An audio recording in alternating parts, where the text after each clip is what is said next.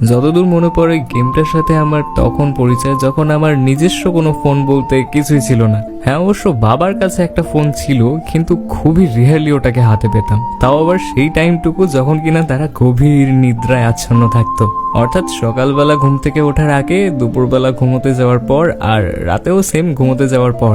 ছোট থেকেই ঘুমটা একটু কমই ছিল আর গেমের প্রতি নেশা একটু বেশি, তাই সকাল সকাল সবার আগে উঠে যেতাম। তখন আবার নতুন নতুন জিও এসেছে। ভেবে দেখো, যে ছেলেটা কিনা এতদিন পর্যন্ত এর ওর কিপ্যাড মোবাইলে আইডিয়া রিলায়েন্সের মতো সিমে 2G ইন্টারনেট সার্ভ করে এসেছে, তার হাতে আজ 4G ইন্টারনেট। অত্যাধিক স্পিডের সাথে তার হাতের মুঠোয় আজ সমস্ত ইন্টারনেট জগৎ। একটু তো কিউরিয়াস থাকবেই। রোজ একটা করে নতুন গেম ইনস্টল করে সেটাকে একদান খেলেই ডিলিট করে দেওয়াই তার রেগুলার ডিউটি। অবশ্য একটা গেম তার মনের খুব কাছের ছিল, শুধু তারই না, তার বন্ধুদেরও মনের খুব কাছের ছিল, আর সেইটা ছিল ক্ল্যাশ অফ ক্ল্যান্স। যদিও বা তার আগেও অনেক রকমের গেম খেলে এসেছি, নিজের ফোনে না, লোকের ফোনেই, like temple run, subway Surfers, doctor driving, আরো হেনাতেনা গাড়ির game, and one of the most favourite, যেটা অনেক ওল্ড প্লেয়ার্সরাই খেলে থাকবে, মিনি মিলিটা, জীবনের প্রথম মাল্টিপ্লেয়ার গেম। আর এই গেমটা সব থেকে ইন্টারেস্টিং এবং অ্যাডভান্টেজ হলো যে এই গেমটা খেলতে কোনো রকমের নেট লাগে না। একে অন্যের সাথে হটস্পট এবং ওয়াইফাই কানেক্ট করেই আমরা এটাতে মাল্টিপ্লেয়ার খেলতে পারতাম। অ্যাকচুয়ালি জীবনের প্রথম কাস্টম ম্যাচটাও এই গেমটাতেই খেলেছিলাম। ফ্রি ফায়ারের অনেক বন্দুকই এই গেমের মধ্যে ছিল, বাট সেই সময় এগুলোর নাম আমরা জানতাম না, তাই আমরা নিজে থেকেই এই গানগুলোর এক একটা নাম দিয়ে দিয়েছিলাম। যেমন ইউএমপি ছিল, সেই টাইমে ইউএমপি কে বলতাম গিরি গিরি, স্পাস ছিল, স্পাসকে বলতাম কচু কাটা, আর ওইরকম অনেক গান ছিল, তাদেরও অনেক আজব আজব নাম দিয়েছিলাম। আফটার দ্যাট গেমিং এর মধ্যে একটা রেভলিউশন আসে, সেটা এনেছিল ক্ল্যাশ অফ ক্ল্যানিং। সেই টাইমে সমস্ত প্লেয়ারই সিওসি খেলা শুরু করে, আর তাদের হুজুকে আমরাও স্টার্ট করে দিই। আর এই গেমটারও কিছু সুবিধা ছিল, লাইক একবার আপগ্রেড দেওয়ার পর তোমাকে 2-3 দিন আর গেমের দিকে ঘুরে তাকাতে লাগবে না, কারণ তখনও পর্যন্ত আমাদের ফ্রেন্ডসদের মধ্যে কাউরই নিজস্ব ফোন ছিল না। যখন যখন নিজেদের বাবাদের ফোনগুলো পেতাম তখন বিল্ডারগুলোকে বিজি করে দিতাম, মানে 2-1টা অ্যাটাক দিয়ে বিল্ডারগুলোকে সব কাজে লাগিয়ে দিয়ে একবারে নিশ্চিন্তে ঘুমোতে চলে যেতাম। এই করতে করতে 2017 সালের অগস্টের দিকে বোধহয় ফ্রি ফায়ার লঞ্চ হয়। আর সেই টাইমে ফ্রি ফায়ার বোধহয় 80-85 MBর মতো ছিল, মানে ফ্রি ফায়ারের মধ্যে কিছুই ছিল না। পাবজি তাও কোয়াইট পপুলার ছিল, কারণ পাবজির অলরেডি আগে একটা পিসি ভার্সন ছিল। আর আমরা সেই টাইমে গেম টেম ছেড়ে পড়াশোনা নিয়ে একটু বেশি ব্যস্ত ছিলাম, কারণ সেই টাইম আমাদের মাধ্যমিকের সময় ছিল। যাকে মাধ্যমিকটা দিলাম, মাধ্যমিক দেওয়ার পর স্কুল চেঞ্জ, ক্লাস চেঞ্জ, নতুন ফ্রেন্ডসদের আগমন, আর এই করতে করতে 2018 সালে চলে এলো। আর সেই টাইমে আমাদের ফ্রেন্ড সার্কেলের মধ্যে শুধুমাত্র একজনেরই ফোন ছিল, শায়দ রেডমি 4 কিংবা 4A সামথিং এরকম টাইপের কিছু একটা ফোন ছিল। আর আমরা সব ফ্রেন্ডসরা সময় পেলেই ওর ফোনে ভাগে যোগে গেম খেলতাম। আর এই টাইমেই ক্লাসে একটা নতুন ফ্রেন্ডের সাথে পরিচয়, আর সেই আমার ওই ফ্রেন্ডের মোবাইলে ফ্রি ফায়ার গেমটা ইনস্টল করে দেয়। বেচারার একটা ম্যাচ খেলে ভালো লাগেনি, তো সে আনইনস্টলও করে দেয় গেমটা। বাট ওই যে আমাদের নতুন ফ্রেন্ড, ও যতবার গেম আনইনস্টল করতো ও ততবারই গেম ইনস্টল করে দিত ওর ফোনে। তো আমার ফ্রেন্ডের ফোনে গেমটা অ্যাওয়েই পড়েছিল, তো আমি একদিন ফোনটা হাতে পাই, তো ভাবলাম একবার খেলে দেখাই যাক কেমন খেলতে। তো আমার ফার্স্ট এক্সপিরিয়েন্স লাইক, ভাই কি হচ্ছে, 50 জন প্লেয়ার লবিতে এইভাবে যাচ্ছি, একটা আইল্যান্ডের উপর নিয়ে যাচ্ছে, প্লেনে করে ফেলে দিচ্ছে, ঠিক আছে। তারপর আমি হাঁটতে চলতে পারছি, দৌড়াতে পারছি, বন্দুক ধরতে পারছি, ফায়ার করতে পারছি, গাড়ি নিয়ে গাড়ি পর্যন্ত চালাতে পারছি। কি হচ্ছে ভাই, একটা গেমের মধ্যে এত কিছু কি করে সম্ভব?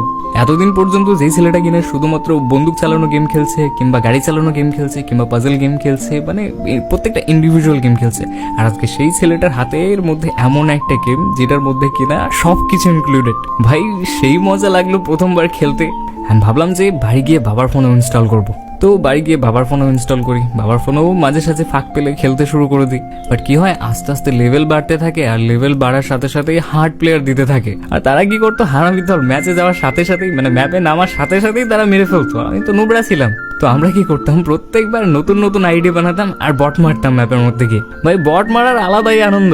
আর ওই যে অ্যাডিকশন শুরু হয়ে গেল, কি আর করতাম, গেম না খেললে ভালো লাগতো না, আর নিজের কাছে সারাক্ষণ ফোনটাও থাকতো না। সেই টাইমে ক্লাস 11-এ স্কুলের অনেক ফ্রেন্ডরাই ফোন কিনে ফেলেছে অলরেডি। আর তাদের দেখা দেখি একদিন সাহস করে বাবা মার কাছে বলেই ফেললাম যে বাবা আমার ফোন লাগবে। আর বাবা মা বি লাইক, ফোন কিনে দিলে পড়াশোনা সব চালে উঠে যাবে, তাই উচ্চ মাধ্যমিক পাশ কর, কলেজে উঠলে কিনে দেবো।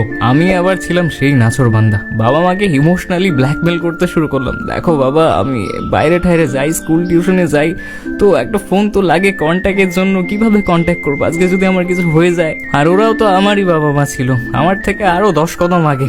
আমাকে কিনে দিল তো দিল, একটা জিও ফোন কিনে দিল, সেই কিপ্যাডওয়ালা জিও ফোনগুলো যেগুলোর বোতাম 3 মাসের মাথায় খারাপ হয়ে যায়। আর আমি কি করতাম, চালালাম গোটা একটা বছর ফোনটা। তোমাদের মতো তো তখন আর দিদি ফোন কেনার জন্য 10,000 টাকা করে দিত না, বাট ফোন কেনার তীব্র আকাঙ্ক্ষা তখনও আমার মাথা থেকে যায়নি। মাধ্যমিকে ভালো নাম্বার পেয়েছিলাম, তাই আমি ওই স্বামী বিবেকানন্দ স্কলারশিপটার জন্য এলিজিবল ছিলাম, করে দিয়েছিলাম অ্যাপ্লাই। আর 11 শেষ না হতে হতেই সেই স্বামী বিবেকানন্দর 12,000 টাকা আমার অ্যাকাউন্টে ক্রেডিট হয়ে যায়। আবার কি নিজের টাকা দিয়েই ফোনটা অর্ডার করে দিলাম। কিনেছিলাম রেডমি নোট 7 বোধহয়, 10,000 টাকা নিয়েছিল সেই টাইমে, 332 ভেরিয়েন্ট। ফোন আনবক্সিং এর সাথে সাথে ফ্রি ফায়ার ইনস্টল অলরেডি হয়ে গেছে। আবার কি এর আগে আমার ফ্রেন্ড সোলো খেলতো, আর এরপর থেকে আমরা ডুও খেলা শুরু করে দিই। তখনও পর্যন্ত ফ্রি ফায়ার কিন্তু গোনা গুনতি কয়েকজনের মধ্যেই পপুলার। আর তখন টপ আপ তো দূরের কথা, 10 টাকার একটা এয়ার ড্রপ পর্যন্ত গেমের পিছনে ওড়ানো বেবুনিয়াদ লাগতো।